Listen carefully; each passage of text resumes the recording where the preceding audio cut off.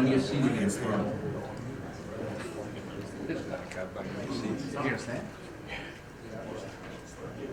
Or you can stand in the back. Good morning, everybody, and thank you for attending the 9:30 session.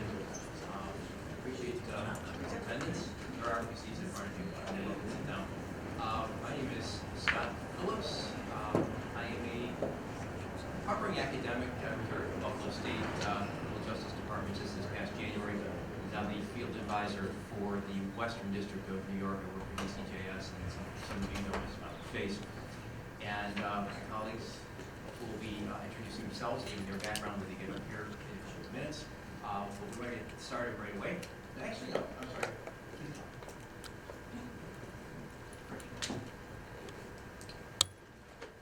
Hi, good morning, everyone.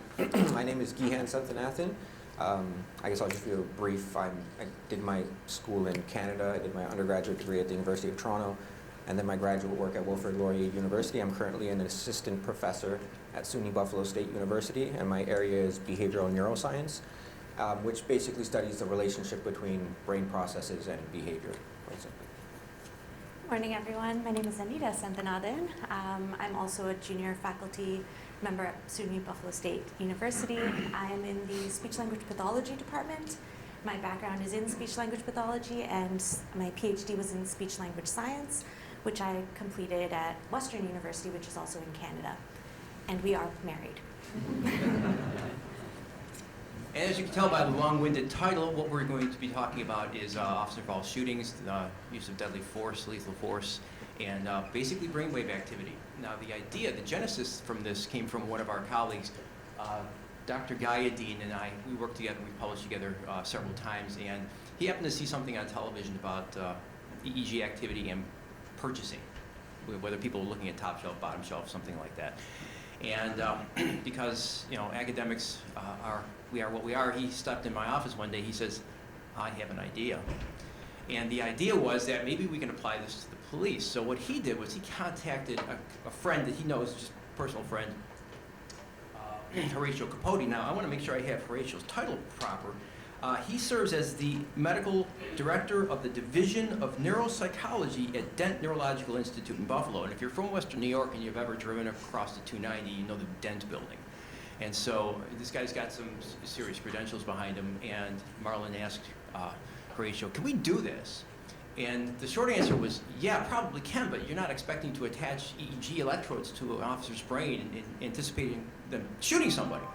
And of course, we can't really do that. So he brought the idea to me, as I said, and I started looking into it. And the idea was sound, but there's not that much research. In fact, I found 2 articles, sum total, that was studied the police in any way, shape, or form with the EEG electrodes attached to them. So we thought, okay, this is an opportunity for us to contribute to the field of policing, officer-involved shootings, those kinds of things. So I did the preliminary research. We started reaching out to different people about how to do this, who could help us. And one person we reached out to is Larry Eggert. He, at the time, was Lockport Police Chief. Is Larry in the room? He said he was going to show up. He lied. And anyway, so he was an adjunct professor as well, and I'd done some research in Lockport. We have a very good relationship. And we brought this idea to him, and he said that he knows several agencies in Western New York that have shooting simulators, and one of them was Orchard Park, so we had a conversation with Orchard Park, and they were on board with this. So that's the idea where we got this going. Now, that gives you the short version of what the study was all about. But as academics, what we have to do is we're obliged to give you some background information about how this was developed with more detail. Obviously, in the past 20 years or so, maybe a little bit more than that, there's been more accountability being called for when officers use deadly force, or force of any kind for that matter. The advent of body cameras, dash cams, cell phone cameras. People want to know when officers are doing things, are they doing them right, and keeping the officers accountable, which makes perfect sense. Most of what you're seeing in the presentations here are keeping agencies accountable for crime prevention. And so we're just taking this from a different perspective. How do we keep the officers accountable for what they do? Now, obviously, one of the areas that's harder to study is officer-involved shootings, the use of force, deadly force particularly, because it's not as frequent as most people think. When I give you the hard numbers, it sounds like a lot, just absolute numbers. But when compared to frequency of use, it's very, very rare. In the United States, every year, approximately 1,000 people are killed by a police officer using deadly force. But those are the ones that are killed. And 1,000 does seem like a lot, at least it does to me. I brought this up when I was teaching to students, and they even said, man, not that many, which I was a little surprised. But those are the officers that actually kill somebody. Then about another 1,000, these are ballpark numbers, are shot and injured but don't die, and another 1,000 are shot at but missed. So when you do the numbers, there are approximately 50 million police civilian interactions in the United States every year. So when you do the numbers, it comes out to 0.000075% of the time that an officer actually uses deadly physical force this way. So it's not that frequent, it's hard to study. Nevertheless, some people have studied, we've only cited just a few up there, but there are probably 30 or 40 studies now that look directly at this in various different ways. And that's the thing we do as academics. You did it one way, I'm going to try to do it a different way to try to improve upon that or build upon that, and then people use my work and they build upon that and improve upon that. So that's exactly what a few of us did. I was fortunate enough to deal with a couple of researchers in other locations to look at the assumptions about officer-involved shootings. The assumption was that officers used deadly physical force in a racially biased manner. Now, the assumption was supported when very simple percentage statistics were provided, or hard numbers. If you look at those 1,000 people who were killed, how many of them were African American, Hispanic, white, male, female, and what was the percent based upon the population? But that's exactly how you're not supposed to do it. You can't just do it based upon population. So people have studied this quite frequently. What they typically do is they try to gain access to data that's readily available. If you have data, great. If you don't have data, you've got to find it. And that's very difficult for some people to do. They don't have connections. So 10 or 15 years ago, the Washington Post and the Guardian newspapers, they started publicly posting information on officer-involved shootings. What they would do is they would basically scan the web for newspaper articles about these events. They would collect the information, and they would post that information in a rough Excel file, a spreadsheet. The problem was, a couple problems actually with that data, is it's not very rich. And what I mean by that is it's based upon a newspaper article. So you're not going to get a lot of information from that. It's fine, it's okay, but it's a place to start. You got to start someplace. But they had like 5 or 6 variables: the race of the officer, the race of the person, the time of the shooting, and the location, maybe 1 or 2 other things. Not a lot of detail. Here's the other problem with the data. It was strictly fatalities. That's it. They had fatal shootings. They did not include officers shooting at somebody and injuring them, officers shooting at somebody and missing them. And in my world, an officer-involved shooting, a shooting is the use of deadly force, end of story, and a lot of us were on the same page. Bad aim and good medicine should not eliminate an incident from being analyzed. So what a lot of us were able to do, because we're connected, we talk to people. Steve Bishop is I think he's a major now in Dallas PD. Steve's got the added advantage of being a PhD from the University of Dallas. So he had access to data. And I will admit, Texas posts all their officer-involved shootings. Houston does, Dallas does, San Antonio does, all the larger cities, even the smaller ones. They post it. It's publicly available. You can go get it now.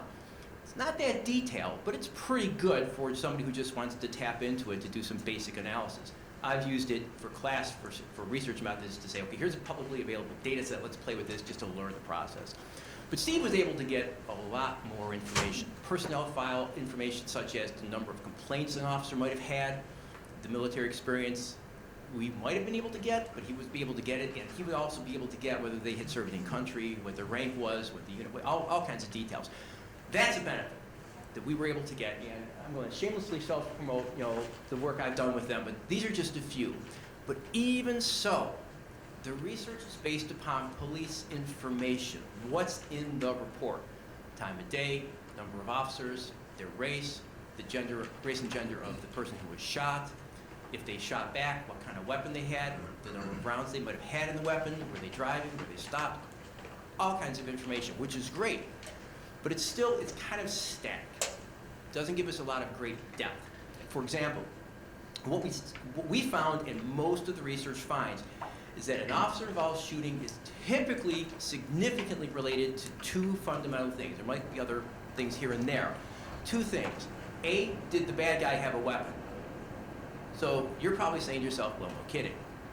Well, now we have empirical evidence that supports that, which is what you need. It's like anything else. You've got to have the evidence to make your case. Yeah, I know. Well, we've got the empirical evidence. The other thing was if the officer was injured. Okay, that kind of makes sense. Here's the problem with that. We don't know if Officer Cody was injured prior to you using deadly force, or did you shoot, then he shoot, and then you were injured in the instance of using deadly force. So those are slightly different, but those might be important to us understanding the decision for an officer to use deadly force. So that's what we were trying to look at with this information. So the variables that are typically used are fairly easy to measure, which is great. That's what some of us want. And it gives us the situational factors that might come into play when an officer makes this decision. But fundamentally, what we found was that these are complicated events. And again, I repeat, you're probably saying to yourself, no kidding. That's fine, but now we're getting into empirical evidence that supports that these are not really all that easy to analyze and look at. So that we started thinking about this when Dr. Gaidi talked to me, and then we were putting this whole idea together about the neural processes that underlie these complex decisions in these high-stress events. Okay, again, he looked at somebody who was studying shopping, buying. We're looking at something completely different. So we would like to have, that's the point of the study, a better understanding of these neural processes that contribute to an officer or don't contribute to an officer's decision-making in these events.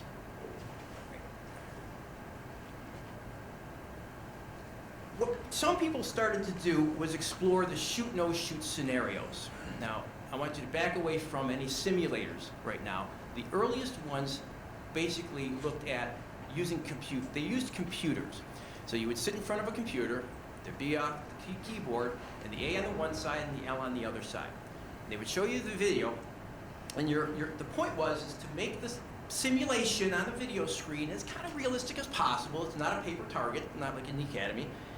So you can kind of control how much risk is perceived by the officer or the person, because they studied students as well. Different factors, the stereotypes that might be going on in the study, any kind of training, any kind of fatigue, if somebody was doing this, if they just had a cup of coffee or just got up from a nap, those kinds of things. What they did was they studied, did you shoot or not shoot? And so for you to respond, you're watching the video, you press A for shoot, you press L for don't shoot. Now this is an innovative approach to studying something that nobody else has studied before. Here's the basic problem with that. If you shoot, that's a decision. You act. If you don't shoot, you just don't do anything. So pressing the other button was a little odd to actually get a good measure. But Carell and his colleagues studied this, and they came up with some good responses and understanding that confusion, misinformation contributes to the perceived threat, and officers and civilians tend to fire their weapons. So again, those were innovative, those were interesting, but they weren't completely accurate because it's a computer and you're trying to respond to something or respond to not doing something.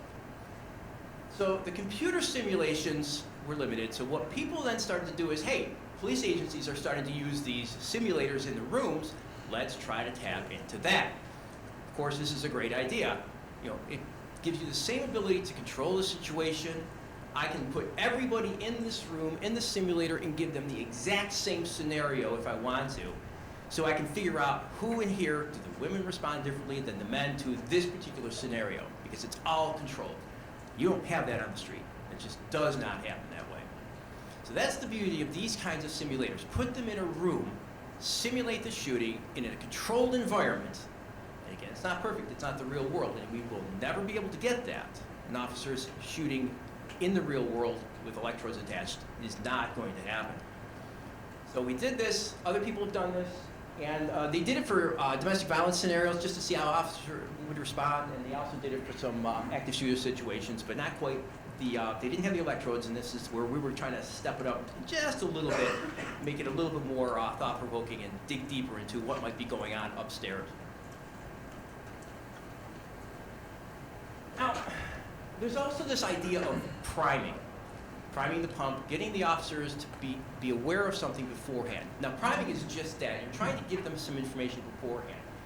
Now, there was a study by Binder and Scharf, I'm sorry, apologize for that. And they did this back in the 80s, it was a while ago, but they came up with a basic model for officer-involved shootings. They basically said, hey, look, officers don't suddenly get jumped out from behind the bushes and you have to make a decision to shoot. Typically, there's a process going on. So there's the anticipation process where you get information from the dispatcher and you can anticipate, is it a disturbance, a domestic disturbance, a bar fight, whatever. There's at least a little bit of information. If it's not the dispatcher, it's the officer pulling somebody over. Late at night, time of day can come into play, where the location is. It's not a ton of information, but you can anticipate what's going on. The second is the initial contact. And again, this is imperfect, and we'll get to that in a moment. The initial contact where the officer gets a little bit more information as they're maybe walking up to the car, walking up to the door to knock on the door. Their third step is information exchange. Drop the gun, piss off. Okay, now this is in the perfect world. And the last is the decision to shoot. Now, they will leave it a bit to you. You can go from step 1 to step 4 real quick. You can skip steps 2 and 3 and get to 4 without any other information going on. You can stumble into things. Those are infrequent, but this was their perfect world to try to figure out what goes on when an officer decides to shoot. So what they found was, so the second one here, I apologize, I should have put the citation. Yeah, I did put the citation. Dispatch information seems to come into play. Now, Taylor did some research just a few years ago. He got his PhD. I think he's either former or retired, but I don't remember, police officer with 10 or 12 years of experience. And he wanted to know, hey, does priming impact the officer's decision making? He used scenarios. He would give you a scenario where it's a disturbance, go. You a scenario, it's a disturbance, there might be a gun involved. There's a disturbance, but the suspect is talking on the phone. And they put them into the scenario, and it was either a gun or a phone. And fundamentally, what Taylor found, and I'm going to read this so I get it clear, the findings suggest that officers rely heavily on dispatch information in making decisions to pull the trigger when confronting an ambiguously armed event. In other words, the dispatch information played a huge role in Taylor's research, and it impacted what the officer did. This has real-world experience impacts. Not on the screen. About 10 years ago, you might not remember, it was in a Walmart outside of Dayton, Ohio. There was a call to the dispatcher about an African-American man with an assault-style weapon pointing it at people in the Walmart. Vague recollection? Anybody? Well, what he had done was he'd gone to the toy aisle, grabbed one of the toy guns that was not in the package anymore. He was going to buy it, and he's wandering around the store. He's just, throwing in the thing. Cops get the call. The cops show up, ready to go. There's a guy in the Walmart pointing, and there's audio of the dispatch information that gets to the officers. This guy, they find him in the dog food aisle. They walk around the corner, and he just basically turns with the gun like this. Boom! Done. He's dead. This also happened just a few months ago, if you remember, down in Florida. I have a place located, Okaloosa County Sheriff. There was a dispatch call about a domestic violence event at an apartment complex. The officer shows up and he's met by the apartment manager who says the apartment is 1401. Body camera's on, hears all this, records it. He goes to 1401, knocks on the door, sheriff's department. He's expecting a domestic violence call that might be violent. The guy opens the door. Remember the situation? I open the door, the gun's down here. What's the cop do? Hey, don't be shy. You guys are the ones who be shy. I'm talking. Yeah, he sees the gun. Bang! Problem is he's been fired. He's being prosecuted for murder. Why? His video camera, body camera shows the gun down here. Instead of doing this. Again, this is working at a higher capacity. He's trying to. So maybe he saw the gun. Maybe there's any number of things that occurred that impact what happened. He heard that this was a domestic violence call. It was getting out of hand, and there might have been a weapon involved.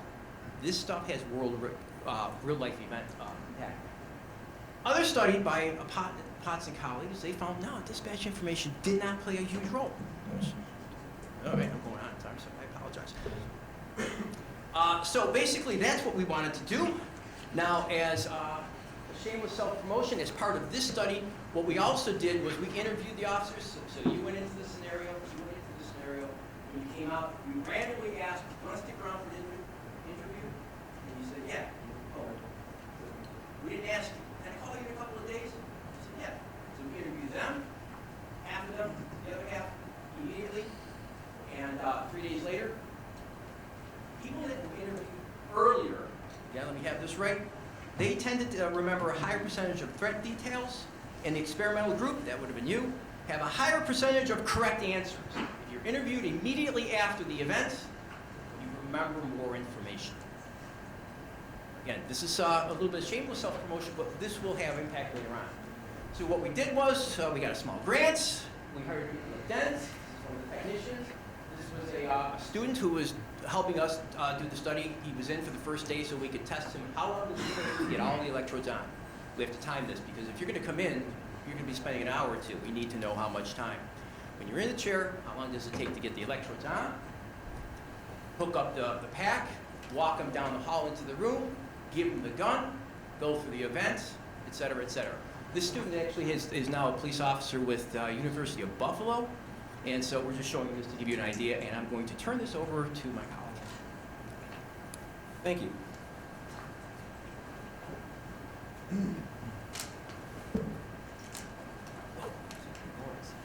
Hi. So I'll just jump in and start talking about neuroscience, and stop me if you have any questions or anything comes up. So overall, I'd like to say that neuroscience has developed a number of sophisticated techniques to sort of capture and visualize neural activity. You might be familiar with fMRI scans or PET scans. EEG is just another strategy, and so electroencephalogram, or EEG, allows us to capture just broad electrical activity in the brain. So right now, as you're sitting and listening, there's like 86 billion neurons in your brain, and many of them are just firing off. What EEG actually allows us to do is capture that electrical activity with really high temporal resolution. And then, based on where the electrodes are placed on the scalp, we can get a sense of where that electrical activity is coming from.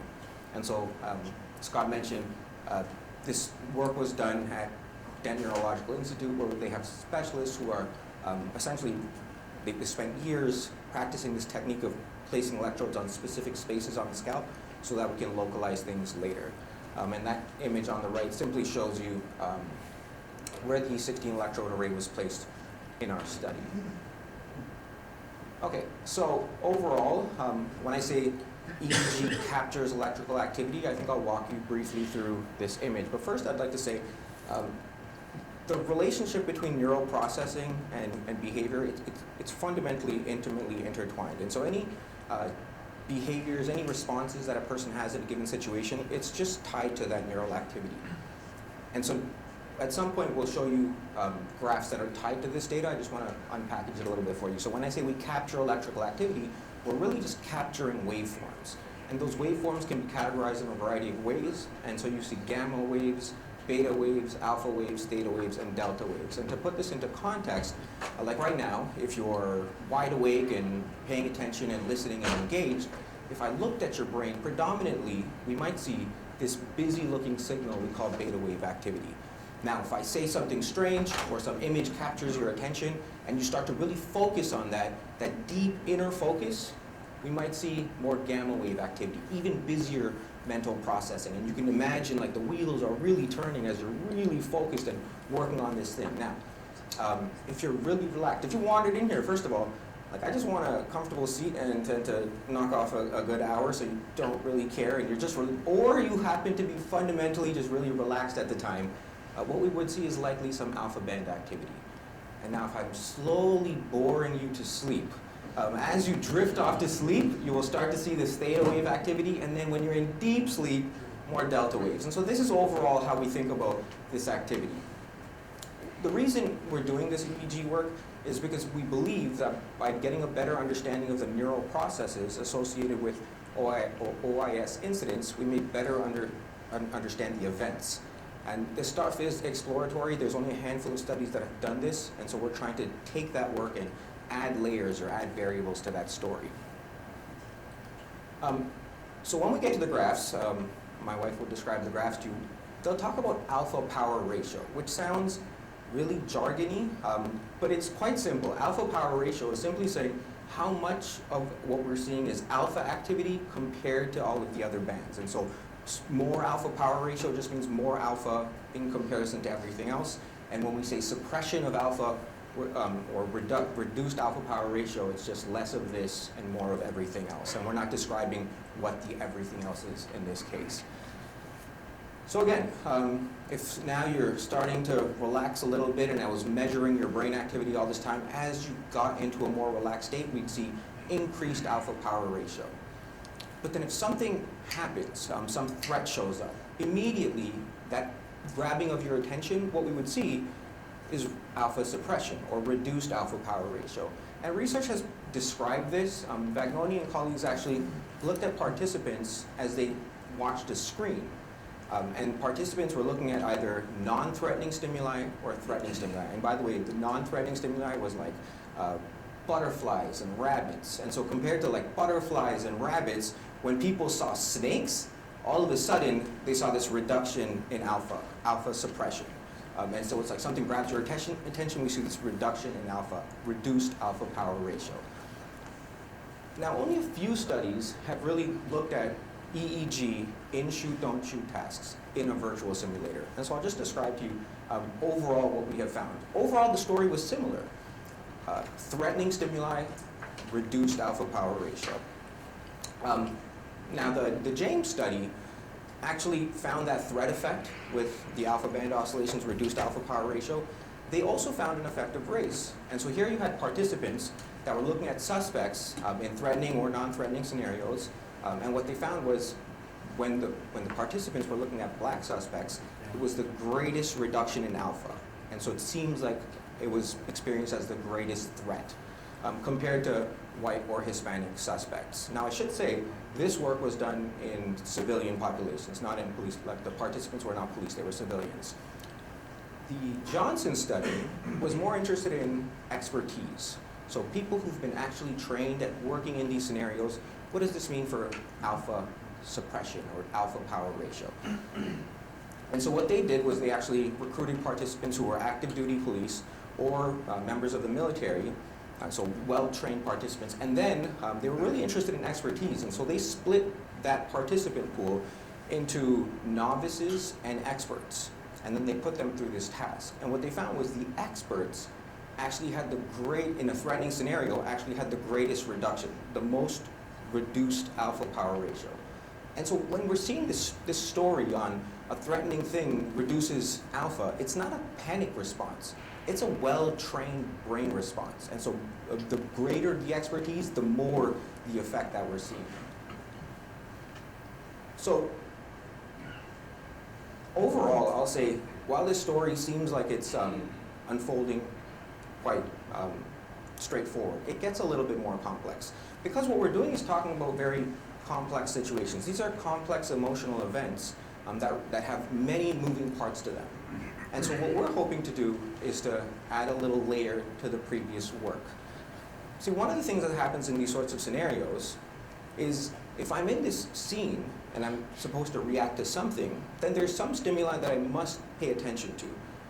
There's a lot of other irrelevant information that I need to avoid paying attention to. I need to suppress that irrelevant information and focus on the information at hand. And so there is a body of research that has looked at that. Now, and to get into that work, I'd just like to say, before we jump into that, what we're adding to the EEG shoot, don't shoot literature is two variables. What is the effect of information or priming? If you give an officer information before they go into the simulator, how does this influence the alpha band oscillations, the alpha power ratio? And when they encounter a suspect, what is the influence of weapon type, like knife or gun? How does that influence what we're seeing in the brain? Now, all this time I did say it's been straightforward. Threat, reduced alpha power ratio. But in the brain, it gets a little bit more complex because the story changes depending on where you're looking. And so we really have to think about where specifically in the brain we're interested in looking, and then we can make predictions based on that area. It gets a little bit more complex. And so to unpackage that, I'd like to just orient you to this brain right here. So if I'm facing this way, then that is my brain. I don't think it's colored like that. It might be. I have never had the opportunity to check. But the nice thing about the colors is it allows us to divide up the lobes of the brain, and then I can describe to you what those lobes do in simple or broad terms. So blue is the frontal cortex. It's important for what they call executive function, so rational decisions, and then of course like thinking on your feet, but thinking quite rationally, and to be fair, also motor output. The green is behind your temples, and so it is your temporal lobe. It's important for processing of speech information, among a number of other things. The yellow is the parietal lobe. The parietal lobe is critical for processing sensory information, but also understanding the spatial information around you, which is really critical to our study, understanding the space that you're in. And of course, the pink, I think that's pink. I might have some sort of color deficiency. I think that's pink. The pink is the occipital lobe. So it's critical for processing visual information. So it would make sense if we're thinking about individuals that need to process the spatial information in the scene, and of course vision is critical for us to understand that we would focus on these regions. And that's what we did. We looked at the occipitoparietal region. So specifically electrodes that are placed sort of there and there across these regions. A few studies have looked at this and thought about the ideas of attention to specific information and suppressing irrelevant information. And the work that has been done has not been done in these shoot, don't shoot tasks. It's been in very simple neuroscience techniques where a participant has to look at a screen and look at some image, and do they process the stuff they're not supposed to look at? And what they found was in those tasks, the better you are at ignoring the irrelevant information, the greater the alpha. So alpha power ratio is increased in individuals who are better at suppressing irrelevant information in the parieto-occipital region. And it goes a little further. We can experimentally manipulate that. So if we experimentally manipulate, so first of all, we put a participant in the task, and they're supposed to focus on this, and they're processing other information that they're not supposed to focus on, and we can see that in their patterns of brain activity. If we experimentally manipulate their alpha waves, increase alpha in that area of the brain, they just get better at not processing the other information. They're not doing anything differently if you ask them. Their brains are allowing them to ignore the other information. And so it sounds like magic. This is basic neuroscience in some ways. Okay, so overall, we utilized EEG and virtual reality to study patterns in the brain associated with OIS incidents. We also added the variables of priming, so officer dispatch information as they go into a scene, and we explored how the weapon type might influence these patterns of activity. So these are sort of novel in this area. And I think we get to this moment where it's like, you've talked to us a whole bunch about neuroscience stuff, but who really cares? Or maybe more kindly, why is any of this important? So I'll try to explain why. And I'm not sure the best way to describe this. So I will try something like this. Like,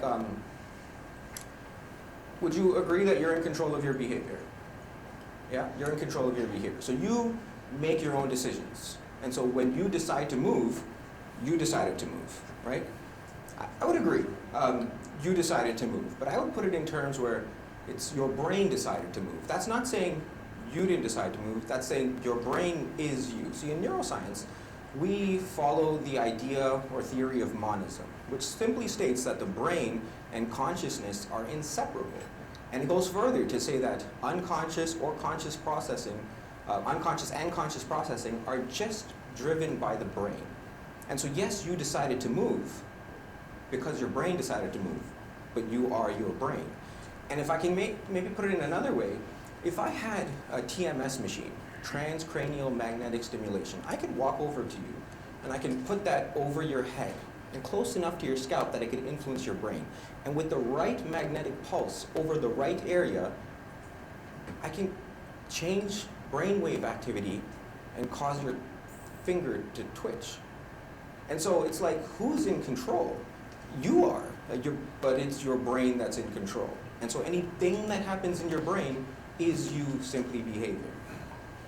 And so I think that's why this stuff becomes really important. We really need to understand what's going on in the brain because we don't always have access to that information when we ask people But we need to understand that because it might help us to understand these sorts of incidents. Okay, so overall, just a brief methodological slide on the design. We had 52 law enforcement officers participate in this study. Because of technological issues with the data, we only included 24 participants in this analysis. If you're curious about who those individuals were, they had lots of experience, I guess, 13 years of experience, some with high school and college education, some with more. Primarily, this was done in males. You can see that right there. Overall, again, more people at the patrol officer level versus supervisors. And then most of the participants did not have any, had never been involved in a shooting incident before. So these are just broad demographic variables. And finally, the instrumentation was obviously that 16 electrode array that I showed you earlier. And the procedure was simply that participants went into this shoot, don't shoot task in a training facility, in a virtual simulator that is currently used by the Orchard Park Police Department. They entered the virtual simulator with a Glock 2 that had been modified to emit a laser, and then of course they point at the screen and shoot. And I will hand this over to Scott because I believe he'd be better at describing the actual space. Yes, just really quickly, the simulator was a room. It was similar to this in the sense it was long, but the ceiling was low. You can see the drop ceiling there. You see an officer over here in the shadows pointing their gun. So it was dark, so it was a lower ceiling, probably just a few feet this way, but not nearly as deep. So the person standing here at the screen would probably be about the second row in, away from the screen, to give you an idea of what's going on. Now, this was the only scenario we used for this study. There were other scenarios, all kinds, and this is just a suspicious male walking down the street, might have a gun, suspicious male walking down the street, nothing else. That was it. And by the way, getting back to the study we mentioned earlier about describing this guy, some people describe this guy as wearing shorts, having a beard, and some people said he had a hat. So the accuracy of that is questionable. But that gives you an idea about the situation they were in when they were dealing with this simulator.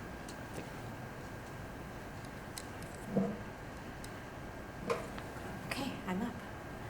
I also just wanted to quickly mention, I know I said that I'm a speech scientist, do a lot of work with EEG related to speech, so very different than this, but same sort of methodology involved. Sorry about that. Thank you. Okay. So once the participants were entered into the study, we had two sort of phases of randomization. The first was that they would be randomly assigned to a priming condition. So officers were, if they were in a prime group, they were provided with dispatch information that indicated that the suspect may be armed. And in the group where they were not primed, they were not given any additional information. And then we also had two different weapon types. So again, participants were divided into a group where either they observed a suspect that pulled out a gun, or they observed a suspect that pulled out a knife. And so just to mention, although there were two types of weapons that the officers were presented with, they were justified in using deadly force in either of those scenarios.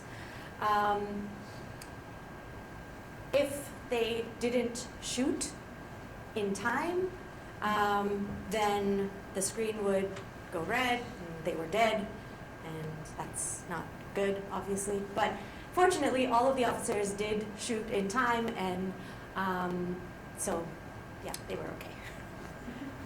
All right, so in terms of the EEG data that was collected, we collected data from P3 and O1. Those are just specific electrodes, like he mentioned, on the parietal and occipital lobes of the brain.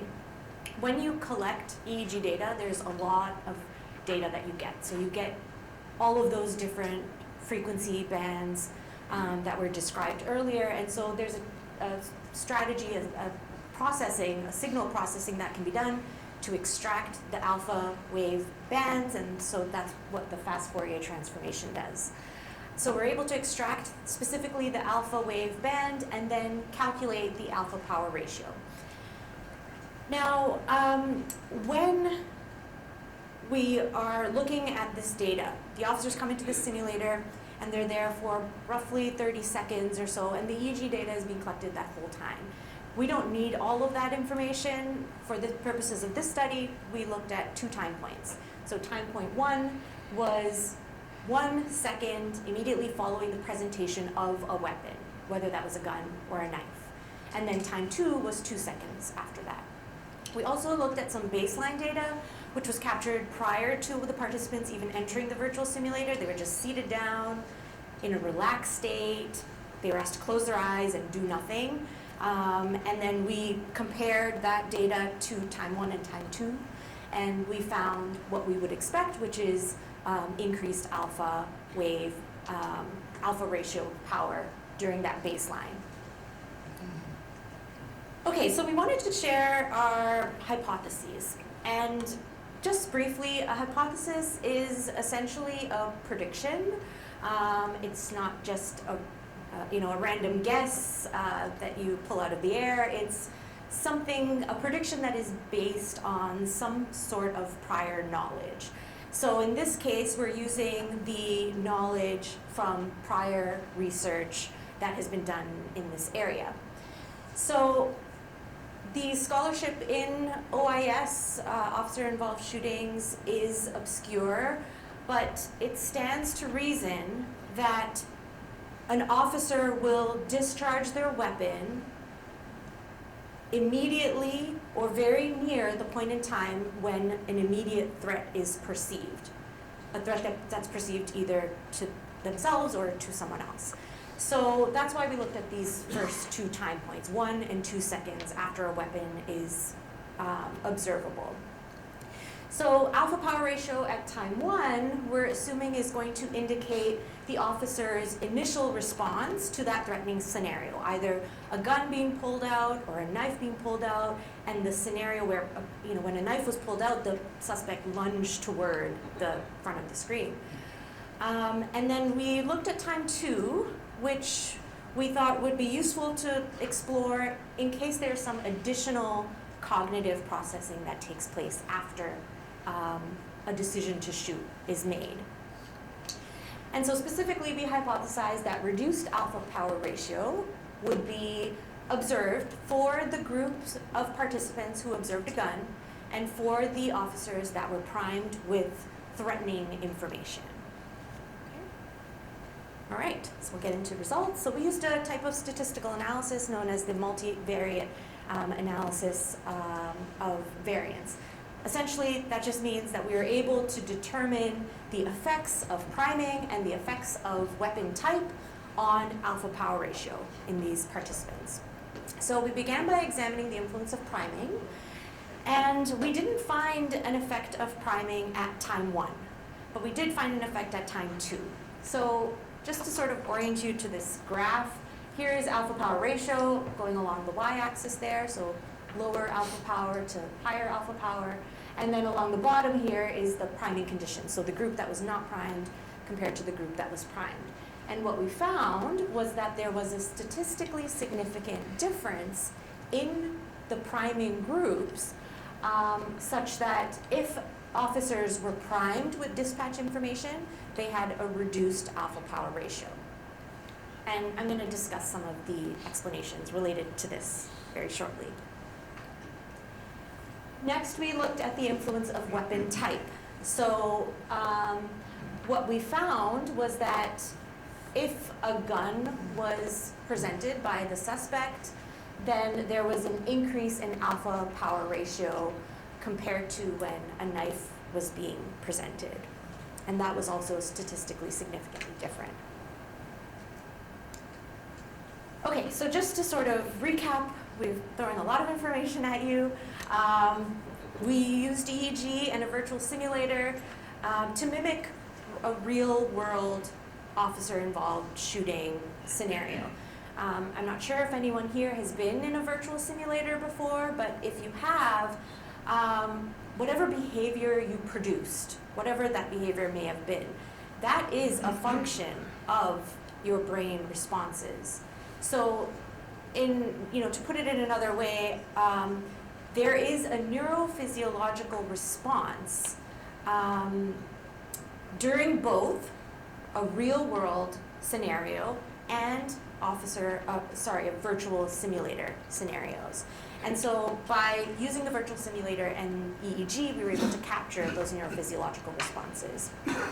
And specifically, we looked at whether there's an effect of priming dispatch information, threatening dispatch information, and whether there's an effect of weapon type that was observed. So to our knowledge, this is the first study to really investigate how priming and dispatch information will affect or impact neural activity in a officer-involved shooting, deadly force type scenario. And so, like I mentioned earlier, we didn't find a difference at time 1. And so one possible explanation for this is that the officers, regardless of whether they were primed with dispatch information, threatening information or not, they were all sort of broadly cautious. So perhaps they were paying more attention to the passive resistance that was displayed by the suspect, regardless of the weapon that was displayed later. So the suspect in the scenario, as soon as they encounter this suspect in the virtual simulator, he sort of shifts his weight. He appears sort of irritated that the officer is there. He says, I haven't done anything wrong. And so perhaps at this first time point, that's what all of the officers are more focused on. And then we did see a difference at time 2. So there was an effect of priming at time 2 once the decision to shoot was made.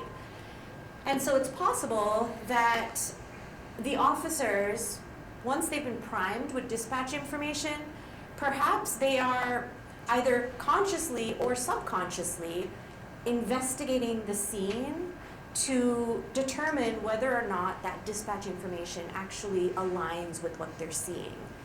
So that's what we think might be happening and why we see a difference at time 2, whereas people who didn't have any additional information through the dispatch, there's no need for them to do any sort of confirming of information around them.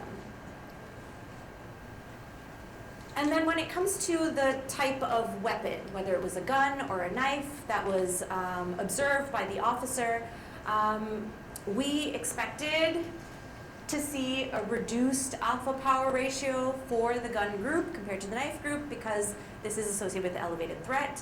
However, we found opposing results. And so we have 2 possible explanations. There may be others, but 2 possible explanations.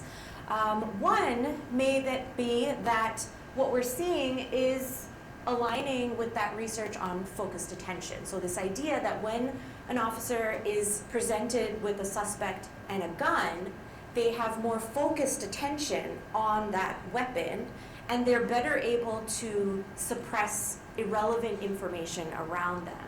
And so that's why we're seeing that increased alpha power ratio associated with focused attention and suppression of irrelevant information around them. Another possibility is related to the knife scenario. Perhaps there is an increased cognitive load. There's more cognitive processes that need to take place when you're presented with a knife.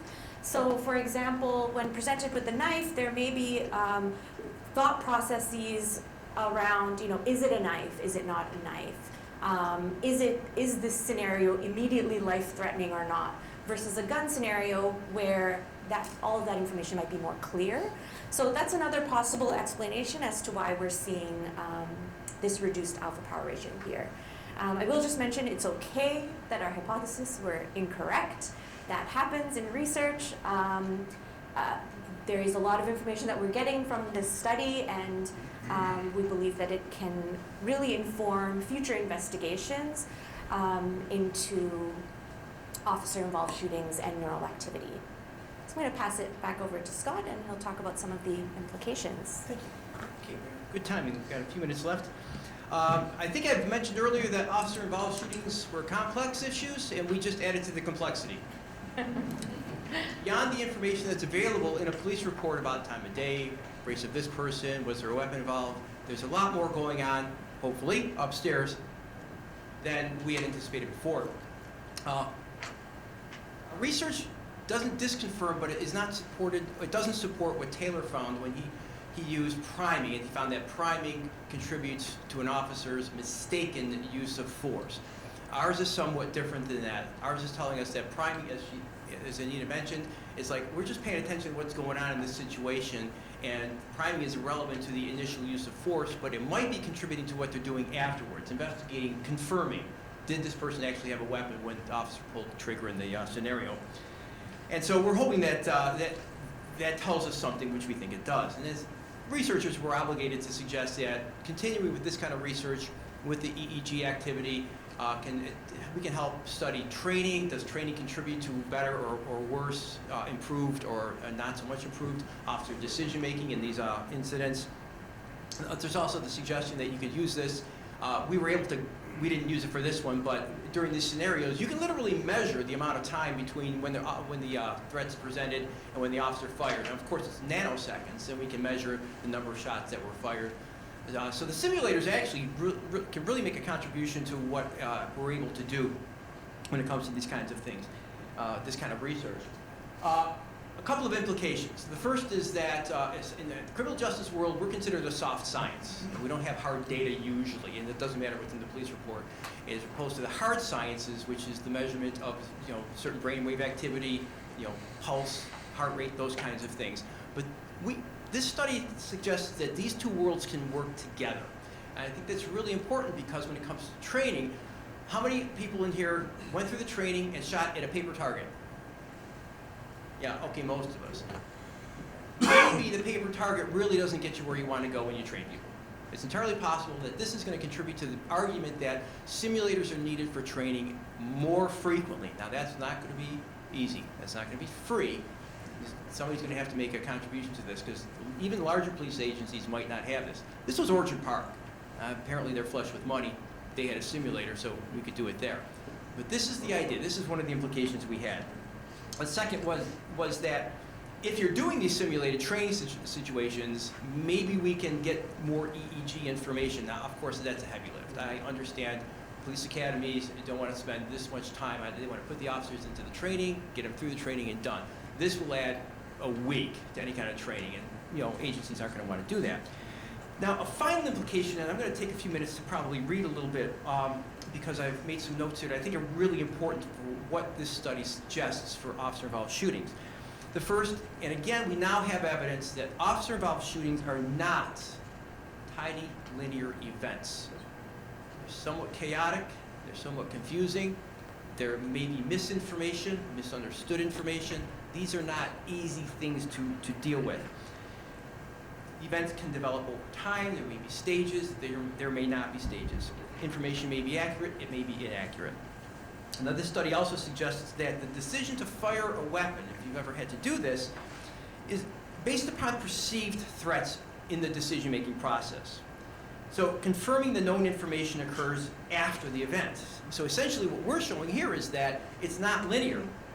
You would expect that the officer would have made a decision based upon the priming, but we're showing the exact opposite. So linearity goes out the window when it comes to this.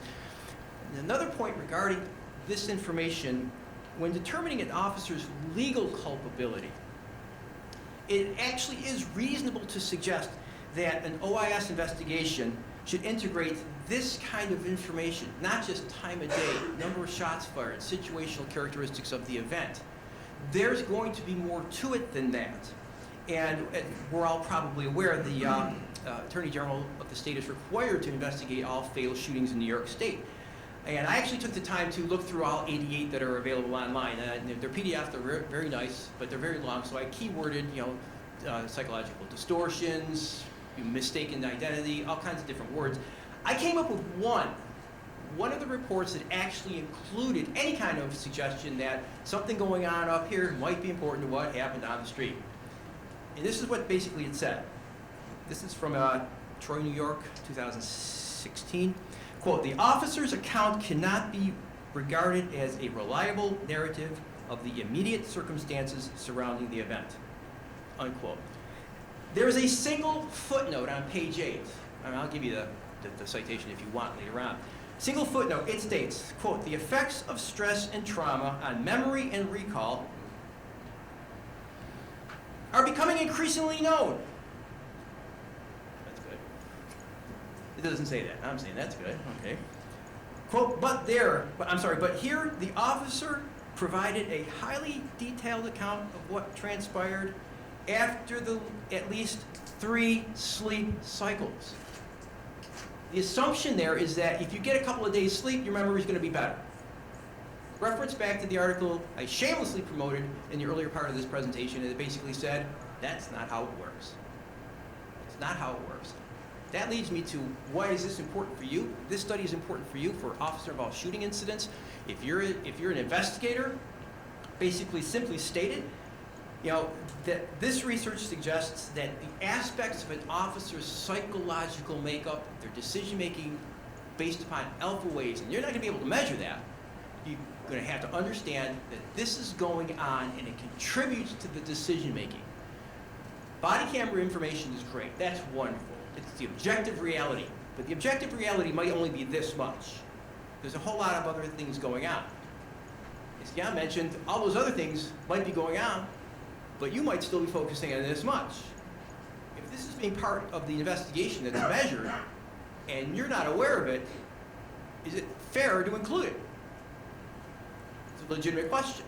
So if you're investigating these things, the psychological dimensions have to be considered, particularly during an officer-involved shooting investigation. It's not just simple facts and a police report. Thank you very much for your time. I think we have a few minutes for questions, and in the spirit of this topic, fire away. I know there's been a lot of study on the use of deadly physical force or when a shot is fired. Is there any academic research, to your knowledge, when officers are presented with a deadly physical force encounter, they don't fire their weapon? Or more or less an armed encounter, subject with an armed with a knife or a gun. And because of once it covered, the escalation processes, the doctor is able to handle, resolve the situation without any use of deadly physical force. It seems like there's a high probability that there's a lot of instances that have been missed in research. Yeah, there's actually one study, I think it's by Ridgway, but don't quote me on that, and it was done a while ago, and it had to do, they interviewed officers that were in a deadly force, and again, I don't remember how they tracked down the officers, that were in a situation where deadly force was justified, but they didn't pull the trigger. That's one study. It's been from a while ago. I don't remember what the outcome was, but one. You said you had 52 volunteers, but only used 24. Why was that? Well, some of the volunteers in these scenarios, the dude you saw on the screen, sometimes he pulled the gun, sometimes he pulled the knife, and sometimes he pulled the wallet. And so the ones that pulled the wallet, in this study, we were not interested in him because they didn't actually have to make the decision to shoot. In fact, I don't think any of them actually shot. That's one of the more impressive things about this. When they were justified to shoot, they shot and they didn't get killed. The red screen of death did not show up. But when they pulled the wallet, they may have had the gun out, but they didn't shoot. Also, we only had 52. You know why? You guys didn't want to volunteer for research. I'm a former police officer. I love this stuff. I worked a couple of years in Houston, Texas. I know this stuff.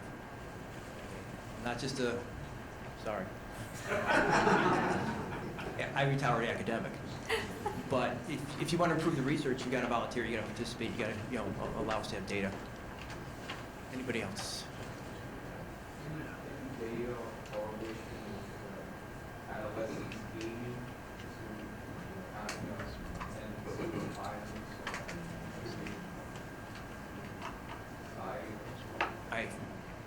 Not from my perspective. We studied it. You know? So I'll say that there is this, there are well-publicized correlations looking at adolescent video gameplay or violence on TV and aggressive behavior.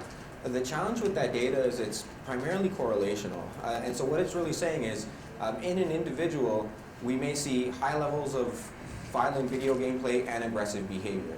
The direction, first of all, is not clear. And so is it that people who play violent video games tend to do these aggressive acts, or is it people who do aggressive acts tend to play violent video games, or is it some third variable that we're not looking at, some extraneous variable, like people who are highly excitable enjoy doing this and also maybe more prone to making these decisions in the real world. It's very unclear. Few studies have really tried to experimentally explore exposure to violent video games or violence on TV and how it actually contributes to real world violence.